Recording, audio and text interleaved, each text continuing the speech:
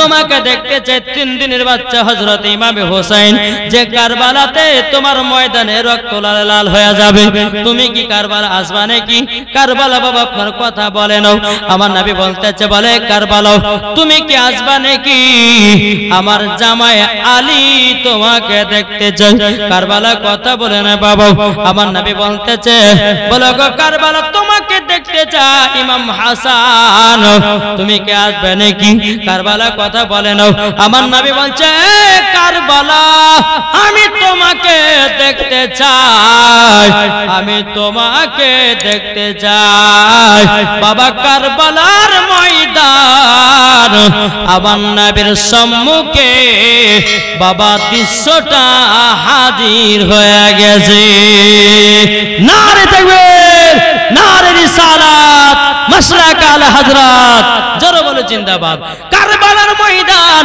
আমার নবী মুস্তাফার সম্মুখে বাবা হাজির হয়ে গেছে রে বাবা হাজির হয়ে যাওয়ার পরে বেরাদ ইসলাম মাদাস সামানিক রাম আমার নবীকে সালাম দিতে লাগে যে লাব্বাইক ইয়া রাসূলুল্লাহ লাব্বাইক হাবিবাল্লাহ ওগো নবী যে আপনার পা মোবারকে আমি হাজির হয়ে গেছি এদিকে বেরাদার আমার নবী বলছে বলো গো বিটি ফাতেমা এটাই হলো কারবালার ময়দান এদিকে মা ফাতেমা বলছে বলো আব্বা গো ওগো আব্বা জান তবে আপনার কাছে একটা আবেদন করতে চাই এই কারবালার ময়দান কোন জায়গাতে আমার বেটা ইমাম হোসেন শহীদ হয়ে পড়ে থাকবে বেরাদুল ইসলাম মাদ্রাসা মানিক নাম আমার নবী বলতেছে বলো গো আমার বিটি ফাতেমা আমি তোমাকে সব বলবো বেটি একটুখানি ধৈর্য ধরাও আমার নবী মুস্তাফা হযরত জিবরিল আমিনকে বলতেছে গো জিবরিল কোথায় যে হাজির হয়ে যাও কারেন্টের মতো জিবরিল আমিন বাবা হাজির হয়ে গেলেন জিবরিল আমিন বলতেছেন লাব্বাইক ইয়া রাসূলুল্লাহ লাব্বাইক ইয়া হাবিবাল্লাহ নবী গো আপনার হুকুম বলুন আমার নবী বলতেছে বলে জিবরিল আমিন যে জায়গাতে হযরত ইমাম হোসেন শহীদ হয়ে পড়ে থাকবে ওই জায়গার এক মুষ্ঠ আমাকে মাটি এনে দাও জোরে বলেন সুবহানাল্লাহ জি এক মুষ্ঠ মাটি এনে দাও যখন বাবা যে কথা বলা জিবরিল আমিন বাবা যে গেলেন বাবা কারবালাতে যে জায়গাতে ইমাম হোসেন শহীদ হয়ে পড়ে থাকবে বাবা ওই জায়গার এক মুষ্ঠ মাটি আমার নবী মুস্তাফার সম্মুখে হাজির করে দিয়েছে হাতে মাটিগুলো দিয়েছে আমার নবী মুস্তাফা মাটিগুলোকে নিয়ে আপনার দুই চোখের পানি ঝরায়া ঝরায়া কান্না করতেছেন মা ফাতেমা বলতেছে বলো আব্বা জান এই মাটি নিয়ে কেন কান্না করছেন বলুন না ওগো আব্বা জান আপনি কেন কান্না করছেন বলুন তখন বলতেছ গো বিটি ফাতেমা এই মাটির গুণ যদি তুমি জানো মা তুমিও কান্না করতে লাগবা আমার নবী বলছো গো বিটি ফাতেমা তবে শোনো গো শোনো এই মাটির গুণ যদি তোমাকে বলি তুমি দুই চোখের পানি ঝরায়া ঝরায়া কান্না করবে মা ফাতেমা রাদিয়াল্লাহু তাআলা আনহা তিনি বলতেছেন বলো গো আমার আব্বা জান তবে শুনে রেখে দিন এই মাটির কি গুণ আছে বলুন আমার নবী মুস্তাফা বলতে যায় বিটি ফাতেমা যেদিন ইমাম হোসেন কারবালাতে শহীদ হয়ে যাবে গো মা এই মাটি গুলো রক্ত লালে যেন লাল হয়ে যাবে বাবা যে মুসলমান ভাইরও এ সোনা মানিকেরও যখন বাবা যে কথা বলো রক্ত লালে লাল হয়ে যাবে রক্ত লালে লাল হয়ে যাবে এখন মা ফাতেমা রাদিয়াল্লাহু তাআলা আনহা তিনি বলতে আছে বলো গো আব্বা জান এই মাটিগুলো আমাকে দিন আমি যত্ন করে আমি রেখে দেব জোরে বলেন আমি যত্ন করে রেখে দেব আমার নবী বলতেছেন বলে বিটি ফাতেমা এই মাটির অধিকার তুমি হতে পারোনি জোরে বলেন এই বিটি ফাতেমা এই মাটির অধিকার তুমি হতে পারোনি বেটে গো তবে শোনো গো এই মাটির অধিকার তুমি হবে না। মা ফাতেমা বলতেছে, বলে আব্বা গো তাহলে ইমাম হাসানকে মাটি গলে দিন। বলে ইমাম হাসান মাটির অধিকার হতে পারে নাই। মা ফাতেমা বলছে, আব্বা জান এই মাটি গুলো আমার স্বামীকে দিন। আমার নবী বলতেছে, গো বিটি ফাতেমা তবে শুনে রেখে দাও, এই মাটির অধিকার হযরতে আলীও হতে পারেনি। বেরাদর ইসলাম মুআদ্দাস সামানি کرام এ সোনা মানিকের, যখন বাবা যে কথা বলার পরে বাবা যে মুসলমান ভাইরা মা ফাতেমা বলতেছে, বলে গো আব্বা জান এ মাটি আপনার কাছে যত্ন করে রেখে দেন। আব্বা জান মাটি গুলো যত্ন করে আপনার কাছে রেখে দিন। আমার নবী বলতেছে, বলো গো বিটি ফাতেমা এই মাটির অধিকার আমিও হতে পারিনি। জোরে বলেন বাবাজি মুসলমান ভাইরা, এই মাটিগুলো কাকে দিবে কাকে দিবে? উম্মে সালমাকে ডাকা হলো। আমার নবী বলতে, বলো গো উম্মে সালমা একটু কাছে শুনে যাও। লাব্বাইক ইয়া রাসূলুল্লাহ, লাব্বাইক হাবিবাল্লাহ, নবী গো বলুন কি খবর? আমার নবী বলছে, গো উম্মে সালমা এই মাটিগুলো তোমার কাছে যত্ন করে রেখে দাও। উম্মে সালমা বলছে, নবী গো এই মাটিগুলো কি গুনাহ আছে বলুন না। আমার নবী বলতে চায়, উম্মে সালমা তবে শুনো গো শুনো, এই মাটি গুলো যেদিন দেখবা রক্ত লালে লাল হয়ে গেছে বুঝে নিও ইমামে হোসাইন কারবালাতে শহীদ হয়ে যাবে। বেরাদর ইসলাম মুআদ্দাস সামানি کرام এ সোনা মানিকের, ওগো আমার আব্বাজি মুসলমান ভাইরা, মা ফাতেমা রাদিয়াল্লাহু তাআলা আনহা তিনি কেঁদে কেঁদে বলতেছে, বলো গো আমার আব্বা জান এ মাটির অধিকার আমি হতে পারলাম না। এ মাটির অধিকার জানো ইমাম হাসান হতে পারলো না, আমার স্বামী হতে পারলো না। আম্মা গো আপনি মাটির অধিকার হতে পারলে না, আপনি উম্মে সালমাকে দিলেন, এর মানেটা কি? আমরা কেন হতে পারলাম না?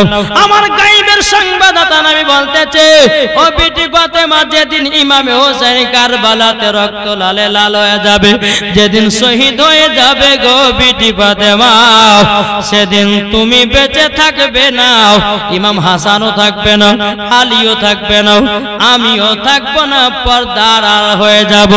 সেদিন থাকবে উম্মে সালমা, তার জন্য তাকে মাটিটা দিলাম। জোরে বলেন বাবাজি মুসলমান ভাইরা, এ সোনা মানিকেরা, আমার মা ফাতেমা রাদিয়াল্লাহু তাআলা তিনি বলছো, আব্বা জান আব্বা জান আমার বেটা ইমাম হোসেনকে আব্বা গো আপনার উম্মতের জন্য কারবালাতে আমি দান করে দিলাম। জোরে বলেন যে খাতুনে জান্নাত উম্মতের জন্য ইমামে হোসেনকে কারবালাতে দান করে দিয়েছেন। একবার নয়, কমসে কম বাবা চার বার আপনার কারবালাতে উম্মতের জন্য দান করবেন। আরো শুনতে পাবেন বাবাজি সোনা মানিকেরা, আসুন যে খাতুনে জান্নাত নিজের সন্তানকে কারবালাতে দান করতে পারে ইসলামকে জিন্দা রাখার জন্য, তাহলে আপনার ইসলামকে জিন্দা রাখার জন্য আমার দুইটা ভাই হবে না 1000 টাকা করে মসজিদকে জিন্দা রাখার জন্য? নাই গো ও মা খালা, আপনার 10টা মা আমার 200 টাকা দেন না স্বামীর মহব্বতে, নবীজির মহব্বত। যে মা ফাতেমা নিজের সন্তানকে কারবালাতে দান করে দিল, আপনাদের কাছে 200 টাকা শুধু মসজিদে দান করতে বলছি আমি, আপনাদের সন্তানকেও না, নাকি বলছে জি? আর কোন ভাই হবে না? ওই মা খালা হবে না? 200 টাকা হবে না? দেন না গো মাতা, 10টা মা দেন। এটা জানতো ভাই? জি, ইমাম হোসেনকে যে মা ফাতেমা কারবালাতে উম্মতের জন্য দান করেছে, তাহলে আমরা কি ইমাম হোসেনের মহব্বতে মসজিদে 200 টাকা দান করতে পারি না? আপনারা পারবেন না 10টা ভাই 200 টাকা করে দিতে? 200 যদি না পারেন 10টা ভাই 100 টাকা করে দেন। জি হবে না? ওই চাচারা হবে না? 100 টাকা করে হবে না? নবীর মহব্বতে, ইমাম হোসেনের মহব্বতে নাই? সুবহানাল্লাহ সুবহানাল্লাহ, কি গো হবে না? আলহামদুলিল্লাহ 100 টাকা করে। জি, যদি পকেটে 100 টাকা থাকে বাদ দেন না, আমার আল্লাহ কিন্তু দেখতেছেন। জি আর একজন দিচ্ছে 100 টাকা। আর কোন ভাই নাই? চড় দেন না ভাই। জি হবে না? 100 টাকা পকেটে নাই? আরে মনে হচ্ছে আদের কি বলছি না গো। জি এই দানের ওসিলা দিয়ে আল্লাহ পাক আল্লাহ তাআলা আপনাদেরকে জান্নাতি উপায় নিতে পারে। জোরে বলেন জি। হবে না? 10টা ভাই 100 টাকার হবে না? এটা পারলে দেন। আমার আল্লাহ কিন্তু দেখছে কার পকেটে কত টাকা আছে। যদি 100 যদি না তো 10 টাকা থাকলে পরে এখানে হাজির করে দিয়ে যান। জি ইমাম হুসাইন রাদিয়াল্লাহু তাআলা আনহুর মহব্বতে জোরে কোন সুবহানাল্লাহ। হ্যাঁ লাল মোহাম্মদ 100 টাকা দিয়েছে, উনি লিখলেন এটা। এটা 8টা যুবক দিয়েছে 100 টাকা। আল্লাহ তিনার দানকে কবুল করুন। আপনি 1000 টাকা কি নাম?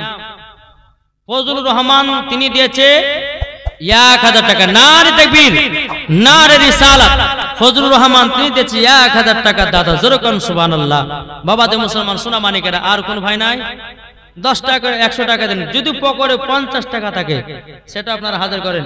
এ মা খালার আপনারা পারবেন না 250 টাকা দিতে পারবেন না? এটা চড় করে দেন। জি এবার দুরবান আল্লাহুম্মা সাল্লি আলা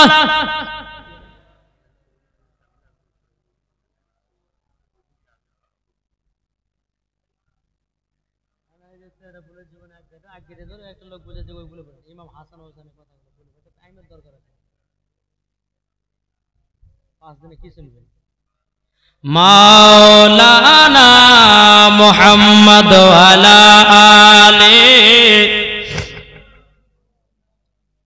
মাওলানা মুহাম্মদ সাল্লাল্লাহু তাআলা আলাইহি ওয়াসাল্লাম। বাবাজি মুসলমান ভাইরা এ সোনা মানিকেরা, যখন বাবা মা ফাতেমা রাদিয়াল্লাহু তাআলা আনহা, বাবাজি মুসলমান ভাইরা, তিনি বলতেছে বলে আব্বা জান আমার বেটা ইমাম হুসাইনকে কারবালায় দান করে দিলাম। জোরে বলেন হে বাবাজি মুসলমান ভাইরা, ওগো আমার সোনা মানিকেরা, ইমাম হাসান ইমাম হোসেন বাবা আস্তে আস্তে তিনারা দু ভাই বাবা বড় হতেছেন। দু ভাই বড় হতেছেন। ইমাম হোসাইনের বয়স যখন বাবা 2.5 বছর হলো। কত বছর? ইমাম হোসেনের বয়স যখন বাবা 2.5 বছর হলো, এদিকে আমার নবী মুস্তাফা সাল্লাল্লাহু তাআলা আলাইহি সাল্লাম সাহাবীদেরকে নিয়ে বাবা মসজিদে নববীতে নামাজ পড়তে গেছেন। বাবা নামাজ পড়তে গিয়া বেরাদান ইসলাম মুআজ্জাজ সামানে কিরাম, ইমাম হোসেন রাদিয়াল্লাহু তাআলা আনহু তিনি বাবা মসজিদে নববীর দিকে টুক টুক টুক করে যাচ্ছেন। বয়সটা কত বাবা? বয়সটা 2.5 বছর বয়স। এদিকে আমার নবী যে মসজিদে নববীতে নামাজে দাঁড়িয়ে গেছেন, নবী আমার যখন বাবা সিজদাতে মাথা নত করেছেন, ইমামে হোসেন আমার নবীজির ঘাড়ে চড়ে গেছে। বাবাজি নামে নাও, কোনো মতে বাবা নামে না নামে নাও। অনেকক্ষণ পর ইমামে হোসেন রাদিয়াল্লাহু তাআলা তিনি আপনার নানাজির কাঁধেই বাবা চড়ে আছে। আমার আল্লাহ পাক আল্লাহ তাআলা বলছে বলে নবী গো, আপনার নওয়াজে রাসূল আপনার ঘাড়েতে চড়ে গেছে, আপনার কাঁধেতে চড়ে গেছে। নবী গো যতক্ষণ পর্যন্ত ইমাম হোসেন না নামবে ততক্ষণ পর্যন্ত সিজদা থেকে মাথা তুলবেন না। জোরে বলেন না সুবহানাল্লাহ। ইমামে হোসেন রাদিয়াল্লাহু তাআলা আনহু তিনি বাবাজি কি করলেন? এক পা দু পা করে আপনার চলতে লাগলেন। বাবাজি নিজের নানাজির কাঁধ থেকে বাবা নেমে আপনার বাড়ির দিকে রওনা দিতে লাগলো। যেতে যেতে যেতে বেরাদার ইসলাম মুআজ্জাজ সামানে কিরাম, এদিকে ইমামে হোসেন বলছে মা, ওগো মা, আজকে আমি নানাজির কাঁধে চড়ে খুবই মজা পেলাম। জোরে বলেন। এদিকে বেরাদার ইসলাম মুআজ্জাজ সামানে কিরাম সোনা মানিকেরাও বেরাদার, এদিকে খাতুনে জান্নাত বাবাজি বলতেছে বলে বেটা গো কি বললা কথাটা বলো না। তখন বলতেছে গো আম্মা জানো, আজকে নানাদের কাঁধে আমি চড়ে খুবই মজা পেলাম। খাতুনে জান্নাত মা ফাতেমা রাদিয়াল্লাহু তাআলা তিনি বলতেছে বেটা যেমন একটা চড় তুলতে যাবে কি এদিকে খাতুনে জান্নাত মা ফাতেমা রাদিয়াল্লাহু তাআলা আনহা তিনি কিন্তু বেরাত ইসলাম মুআদ্দাস সামানী কিরাম চোয়ার তুলতে যাবেন, আর এদিকে আমার নবী মুস্তাফা খাতুনে জান্নাতের বাড়ির দিকে রওনা দিয়েছেন। কিন্তু সাহাবীরা বলতেছে, নবী গো, আজকে আপনি সেজদাতে লম্বা সেজদা কেন করেছিলেন? ওহী কি নাজিল হচ্ছিল? আমার নবী বলছে, গো আমার সাহাবীরা, ওহী নাজিল হয় নাই, আমার কাঁধেতে ইমামে হুসাইন চড়ে গেছিল। তখন বলতেছে, নবী গো, ওগো নবীজি এত লম্বা এত লম্বা। আমার নবী বলতেছেন, বলো গো আমার সাহাবীরা, তোমরা সেজদাতে কতবার তাসবিহ পাঠ করেছো? বাবাজি মুসলমান ভাইরা, সাহাবীরা বলতেছে, হুজুর গো, আমরা 72 বার পড়েছি। আমার নবী বলতেছে, বলো গো আমার সাহাবীরা, সেই সাদা ইমাম হোসেন কারবালায় পেয়ে যাবে। বাবাজি মুসলমান ভাইরা, এদিকে বেনাদের মা ফাতেমার কাছে যেমন আপনারা পৌঁছাবে, এদিকে বলছে, বেটি ফাতেমা, তুমি কার শরীরে হাত তুলতে জমাও? তখন আমার নবী বলছে, আব্বা জান, আপনি মসজিদে নববীতে নামাজ পড়াচ্ছিলেন, আমার বেটা ইমাম হুসাইন কাঁধে চলে গেছিল। ওগো আব্বা জান, এটা তো কেমন হয়ে গেল গো আব্বা? আমার নবী বলছে, গো বিটি ফাতেমা, তোমাকে মারার কোনো প্রয়োজন নাই, আমার আল্লাহ পাক আল্লাহ তাআলা তিনাকে হিসাব করে দেবে। জোর বলেন বেরাদ ইসলাম মুআদ্দাস সামানী কিরাম, হে সুনামানী কিরাম, আমার নবীজি বলছো, গো বিটি ফাতেমা, ইমাম হোসেন যেদিন কারবালাতে যুদ্ধ করতে নামবে গো, এজিদের লোকেরা ইবনে জিয়াদের লোকেরা ইমাম হোসেনের শরীরে একটা নয় দুটো নয় তিনটা নয় 72টা তীরশন মেরে জমিনে ফেলিয়ে রাখবে। এটাই হলো ইমাম হোসেনের কষ্ট। তখন বাবা মা ফাতেমা রাদিয়াল্লাহু তাআলা ইমামে হোসেন রাদিয়াল্লাহু তাআলা কে সিনাতে লাগিয়ে নিয়েছে, বাবা কপালে চুমা দিয়েছে, ঠোঁটে চুমা দিয়েছে। বেরাদর ইসলাম মুআদ্দাস সামানী কিরাম, হে সুনামানী কেরা, ওগো আমার মা কালারাও, শুনে যান, রাতের বেলায় মা জনেন ইমামে হোসেন রাদিয়াল্লাহু তাআলা আনহু তিনি বলছো, ওগো নানা জান, ওগো নানা জান, আপনাকে একটা কথা বলতে থাকি। বলে, কি গো আমার নওয়াজে রাসূল? বলো না। বলে, নানা গো, আপনি আমাকে আপনার বাড়িতে নিয়ে চলেন। জোরে বলেন। আমার নবী মুস্তাফা সাল্লাল্লাহু তাআলা আলাইহি সাল্লাম ইমাম হোসেনকে বাড়িতে নিয়ে গেলেন। ইমাম হোসেনের বাড়ি যখন বাবা ইমাম হোসেন যখন নবীজির বাড়িতে গেলেন, তো বেরাদ ইসলাম মুআদ্দাস সামানী কিরাম, আমার নবী মুস্তাফার কাছে একটা বাচ্চা হরিণী আছে। জোরে বলেন সুবহানাল্লাহ। বাচ্চা হরিণী আছে। ইমাম হোসেন বলতেছে, বলে নানা জান, আমাকে বাচ্চা হরিণীটা আমাকে দেন। আমার নবী বলতেছে, ওগো নওয়াজে রাসূল, তুমি বাচ্চা হরিণীটা নিবা নাকি? বলে, জি নিব। বাবা যে বাচ্চা হরিণীটা আপনার নিয়ে যাচ্ছে বাবা, টুকটুক টুকটুক করে বাড়তে যায়। এদিকে ইমাম হাসান বলতেছে, ওগো ইমাম হোসেন ভাই, তোমাকে হরিণ কে দিল?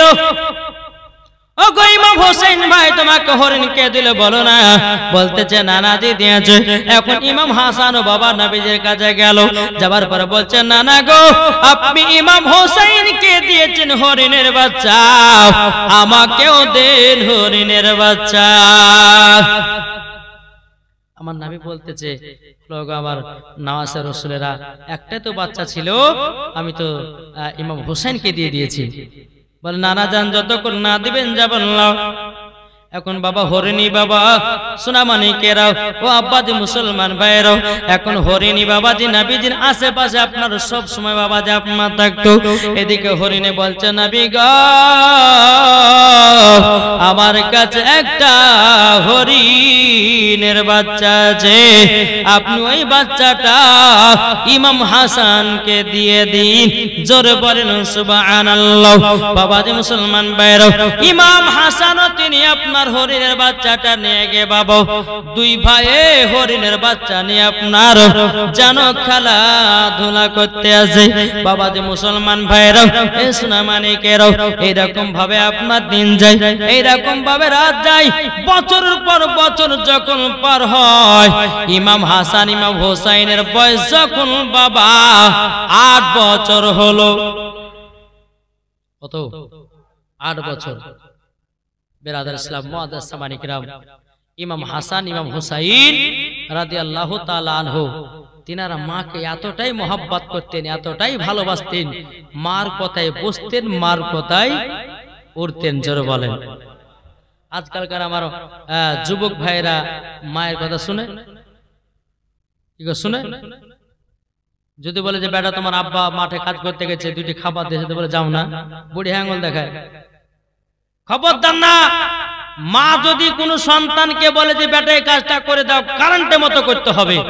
যে সন্তান মার কথা শুনে চলবে, খোদার কসম করে বলতেছি, ওই সন্তান নবী মুস্তাফার আশিক দিওয়ানা হবে। জোরে বলেন।